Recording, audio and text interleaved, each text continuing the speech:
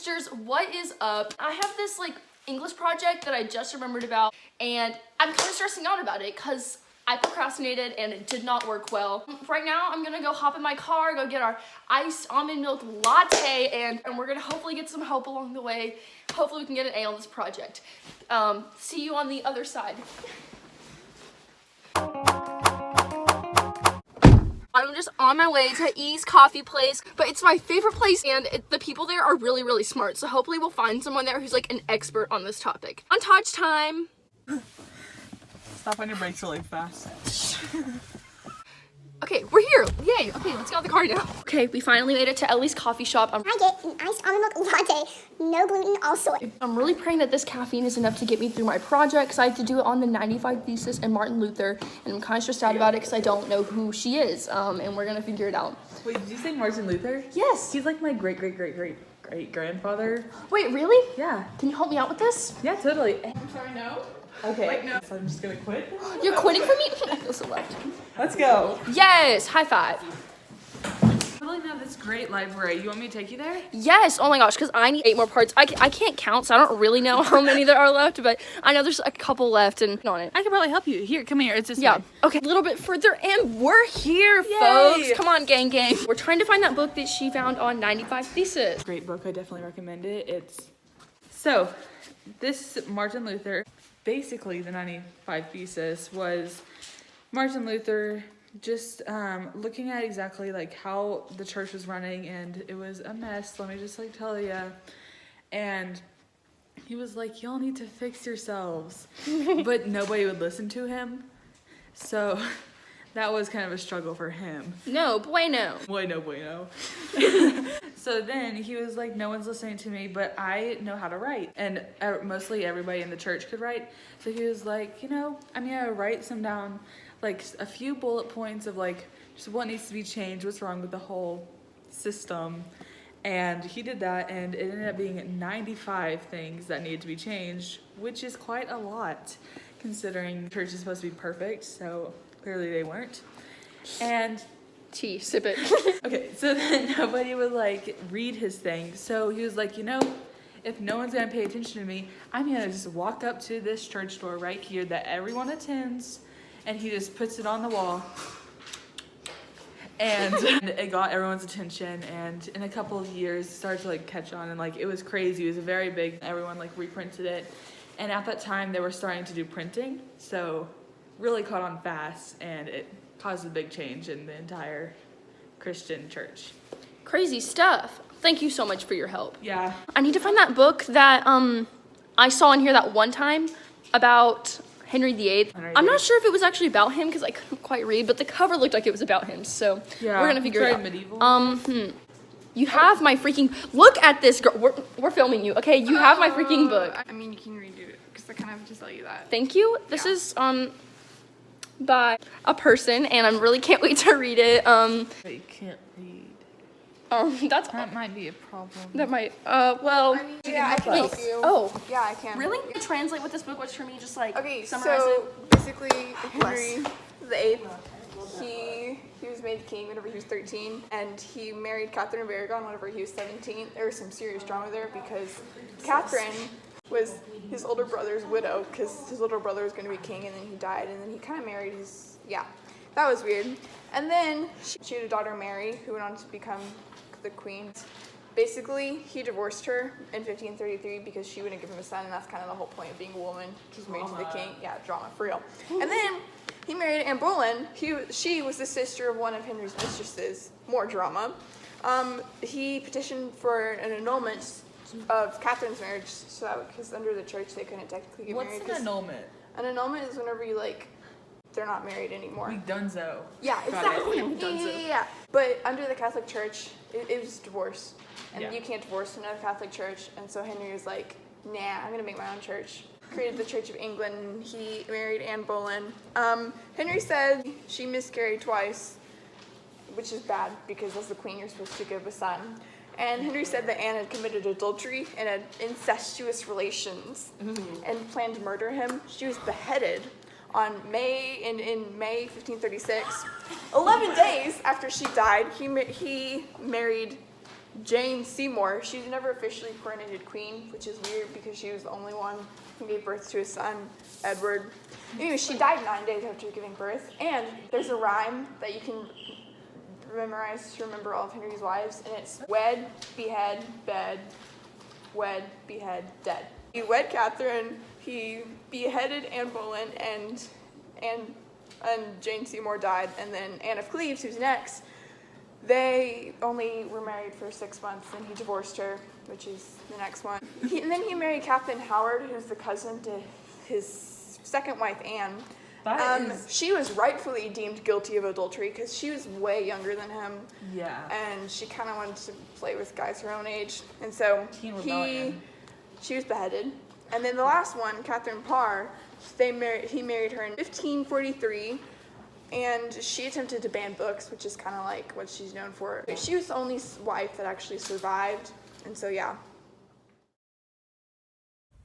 So the Crusades, they were crazy. So there's technically 8 of them over the span of 200 years, but only the first 3 were actually important.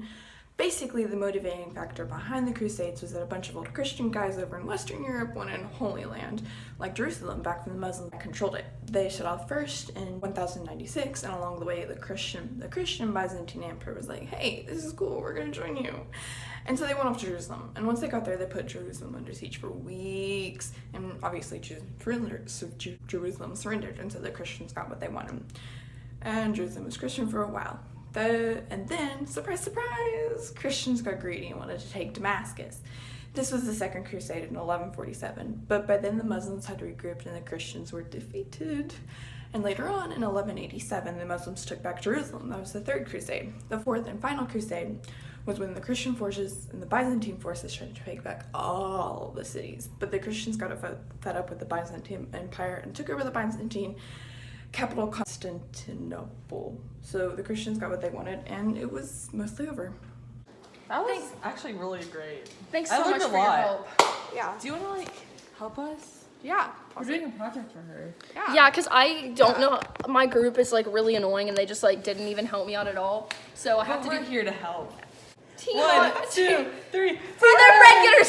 So much for telling us about the Crusades, but do you know anyone who can tell us more about the Children's Crusades? Yes, I do. There's a friend of mine, a priest. He's somewhere. There he is. Hey. Hello. Can you please tell me more about the Children's Crusades? Because that's also part of my project, and I don't know what that is. Alright, so the Children's Crusade was a crusade that happened around the 1200s and was led by Nicholas, which was a child. They started in Germany and marched to Italy to conquer the Holy Lands from the Muslims. And this Holy Land was named Jerusalem, and all of the people in this crusade were children. On the way there, merchants tricked and deceived the children into going with them, thinking that they were going to the promised Holy Land, but they were instead either killed or sold to slave markets. Also, there was a second crusade that happened in the same year. It was said to take place in France. That's about it. I love children. Thanks so much. What else do you know about for my project? Anything with the Bible? Yeah. The Bible changed and evolved over the Middle Ages. Some of these changes included the translation of the Bible into English. This change happened in 1526 and it was done by John Wycliffe. That's all for both subjects.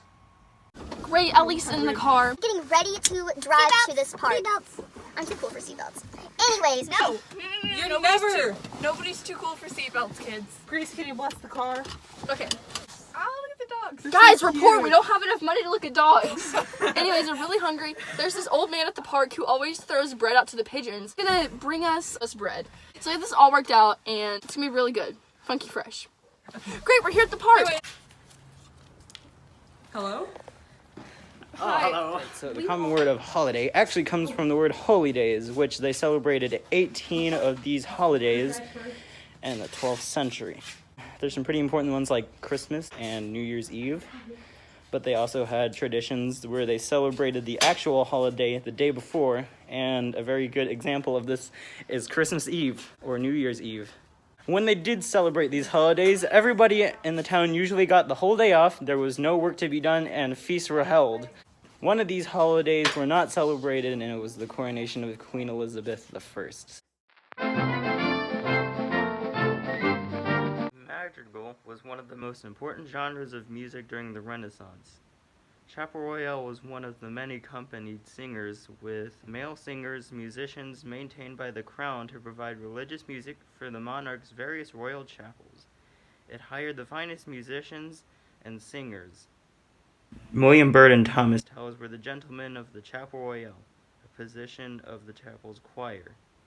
There was also another group named the Crown, and it also maintained a secular musical company that paralleled the Chapel Royale. They both had instrumental music and as well as foreign singers, and they performed masquerades, dances, and other entertainment.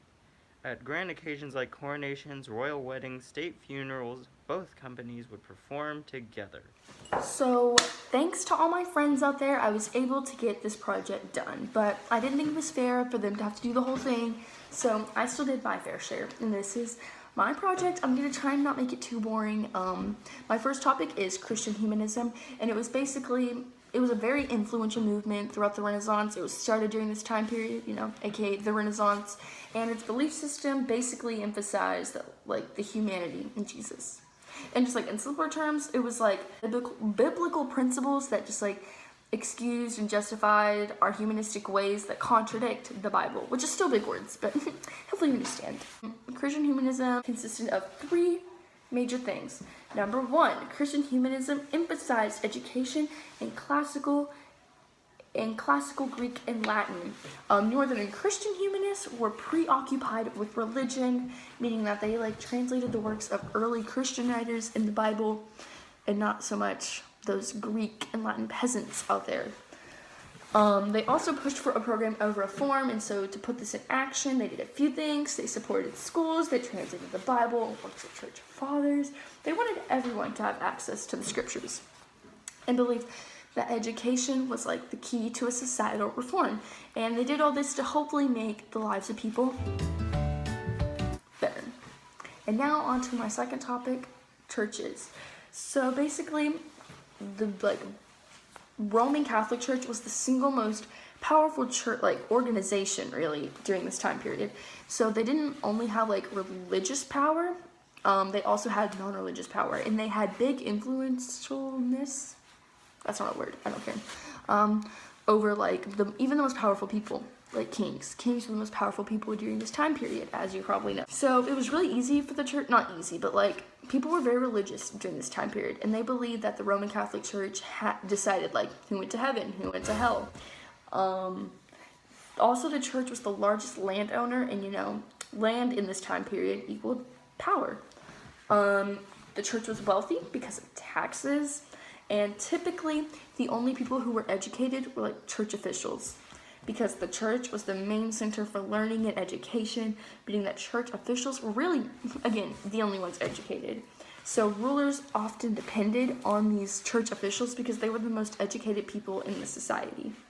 So, thanks for listening, Jelly Pops.